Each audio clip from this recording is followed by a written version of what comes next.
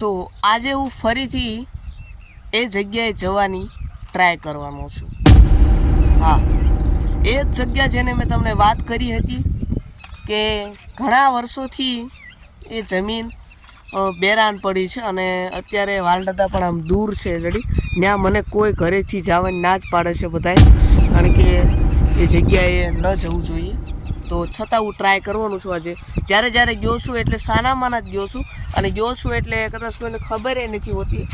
તો part 1 part 2 ન જોયો હોય તો જોઈ લેજો, એટલે તમને ખબર પડશે. તો ટ્રાય કરીએ આપણે ત્યાં જવાની. આજે તો હું આખો અંદર જ જઈશ અને જોઈશ કે કેવી મને વાઇબ્સ આવે છે, કેવી ફિલિંગ આવે છે. વિડીયો કોઈ સ્ક્રિપ્ટેડ નથી અથવા તો કોઈ પણ પ્રકારનો. મારા ઘરે કોઈ વાલદાદા સામે છે, ધ્યાને નથી કદાચ.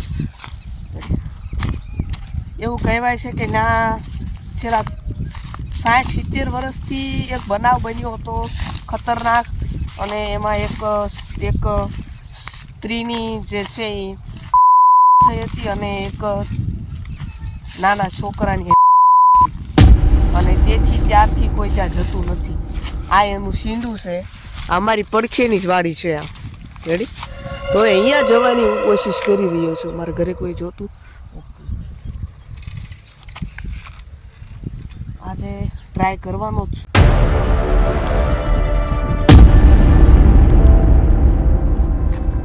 હા,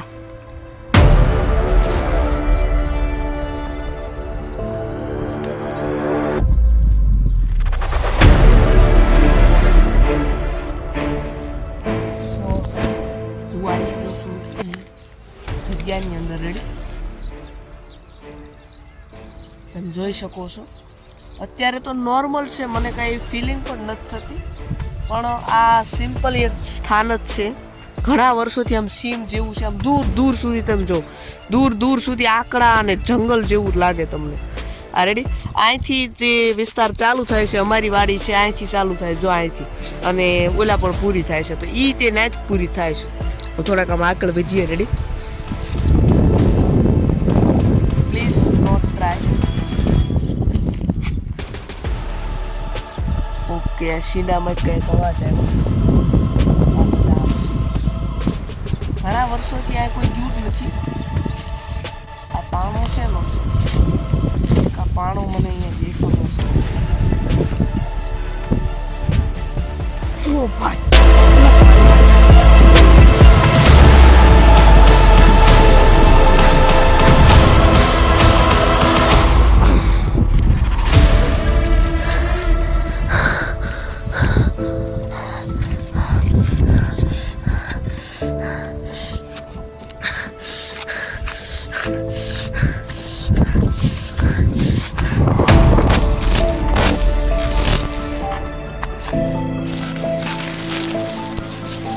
મારા હાથ પછી અત્યારે હાથે ફોન લપસી ગયો છે રેડી.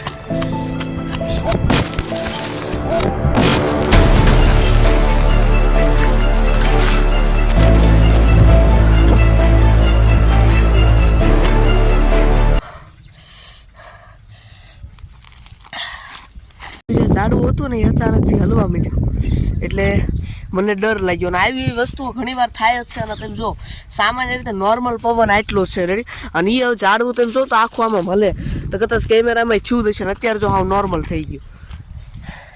અને મિત્રો, હું ધોઈડો છું એ મારું મન જાણે છે ભાઈ કે આ ફોન છે 18,000નો, અને મને ઘા કરવાની ઓલું નથી, હાથે કરીને નથી કર્યો. અને હાથે કરીને કર્યો હોય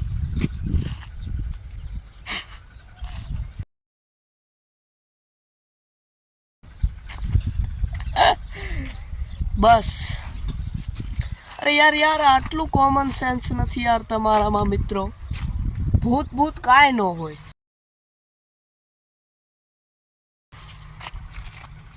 ભૂત કાંઈ ન હોય. આટલું યાર સેન્સ નથી તમારામાં.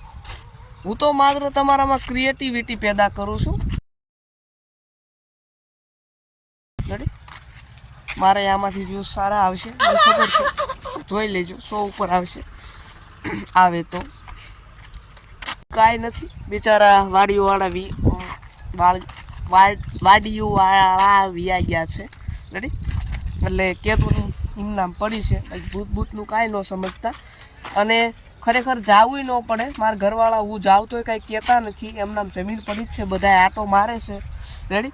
તહેવાર હોય એટલે આવે. બાકી જે આ ભૂત ભૂતનું છે એ એકદમ ખોટી વસ્તુ છે, એકદમ. રેડી? બાકી હું તમને તમારી સાથે પ્રેન્ક કરતો હતો મિત્રો. ખરેખર ઘરવાળા ના પાડે એટલે આવી જગ્યાએ જવું ન જોઈએ. રેડી? તમને થાય કેવી મૂર્ખતા કરી રહ્યો છે કે ને ઘણી વાર જો વસ્તુ હોય એવી અમુક એવા ઘણા સ્થાનો છે જે અપવિત્ર છે. રેડી? એટલે હું માનું ત્યાં સુધી વિજ્ઞાન એવું કહેતું જ નથી અને વિજ્ઞાનના વિદ્યાર્થીઓ કે વિજ્ઞાનનો જે વ્યક્તિ હોય એ આમાં વિશ્વાસ કરતોય નથી. એના માટે આ અંધશ્રદ્ધા છે. રેડી? બાકી લાગુ બાગુ કાંઈ હેલું નથી અને હલશે નહીં અને હું હલાવી દઈશ એડિટિંગ કરીને. મને બધું આવડે છે. બાકી મિત્રો મસ્તી કરતો હતો. દાંત ચડતા નથી પણ પરાઈને કાઢવા પડે છે. ઓકે, તો બધી વસ્તુ પ્રેમ મજાક કરતો પાર્ટ 1 પાર્ટ 2 ની અંદર પણ. બાકી એવું કાંઈ છે ને ખરેખર મને આવું વિશ્વાસ નહીં કરતા. જીવનની અંદર સફળ થવું હોય તો ભૂત પ્રેતમાં વિશ્વાસ કરવો. ગાંધીજી તો તમને ખબર છે ને માનતા હોય ગાંધીજીના વિચારો ધર્મની કા નહીં સમજે. હા ગાંધીજી. ઓકે, તો અત્યારે મેં બ્લોગ પૂરો કર્યો ને બીજો બ્લોગ ચાલુ કર્યો છે અત્યારે, કારણ કે મારે 2 બ્લોગ મૂકવાના છે. તો હવે પહેલો બ્લોગ કયો મૂકું?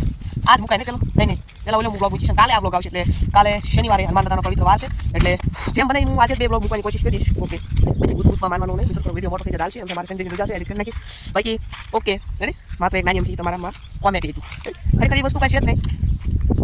આ રસ્તો જ છે એ ધોળી માર્ગ છે અને આ ધોળી માર્ગમાંથી તમે ન્યાય જગ્યાએ જઈએ છીએ અને ન્યાની ઓલપાત તેમાં દાદાની ભાઈબંધની વાડી છે એટલે એવું કાંઈ છે જ નહીં.